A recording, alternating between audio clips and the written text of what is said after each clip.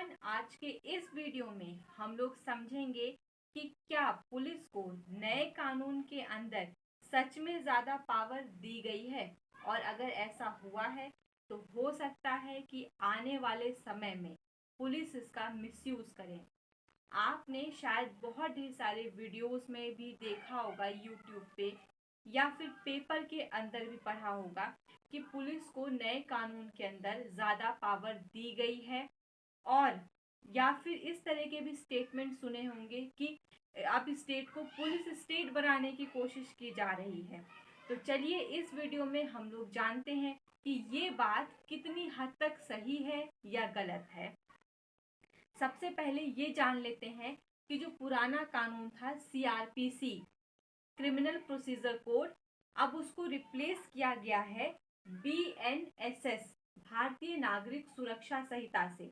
इसका section 173 clause 3। सबसे पहले ये जान ले कि 173 है क्या।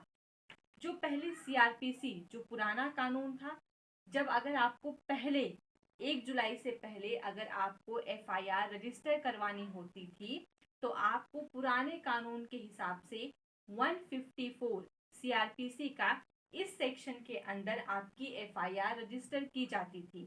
लेकिन 1 जुलाई के बाद से अब इस नए कानून के अंदर आपकी एफआईआर रजिस्टर की जाएगी, और इसका सेक्शन 173 यही है एफआईआर का नया सेक्शन। अब सेक्शन 173 का क्लॉज 3, ये सेक्शन, ये पर्टिकुलर सेक्शन कहता है कि अगर कोई भी ऑफेंस कॉग्निजेबल नेचर का है, उसकी इंफॉर्मेशन मिली है। कॉग्निजेबल नेचर के ऑफेंस का मतलब है कि कोई भी कॉग्निजेबल ऑफेंस अगर कोई बोल रहा है तो इसका मतलब है कि वो ऑफेंस जो बहुत ही ज़्यादा सीरियस नेचर के हैं, जिसमें अरेस्ट बिना वारंट के की जाए। कॉग्निजेबल ऑफेंस का यही मतलब होता है एक आम भाषा में।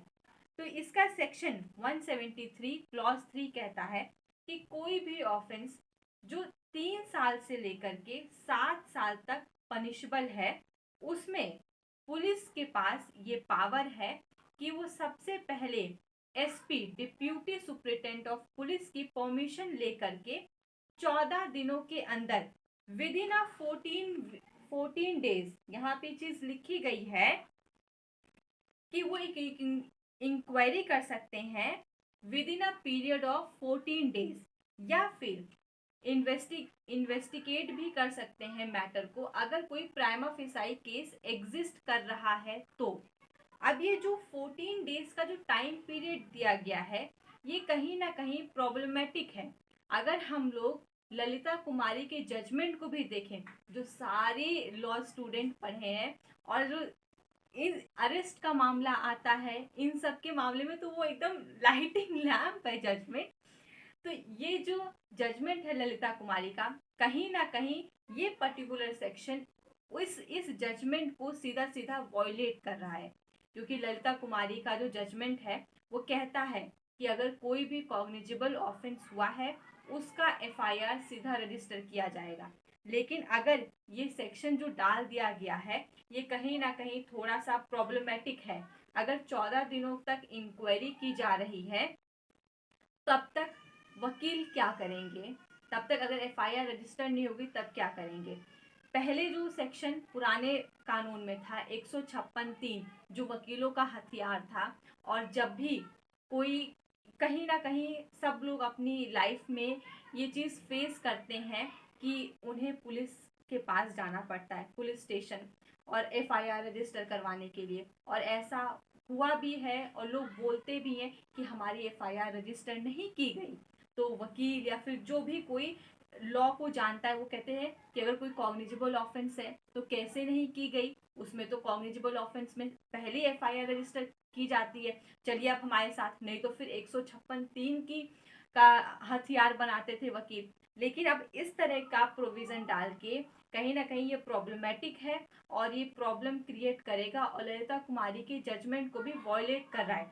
इसमें ये भी चीज़ नहीं मेंशन की गई है कि किस किस सिचुएशन में यूज़ किया जाएगा या कैसा मेथड है, क्या है, कुछ ऐसा क्लियर कट कुछ अभी दिया नहीं गया है।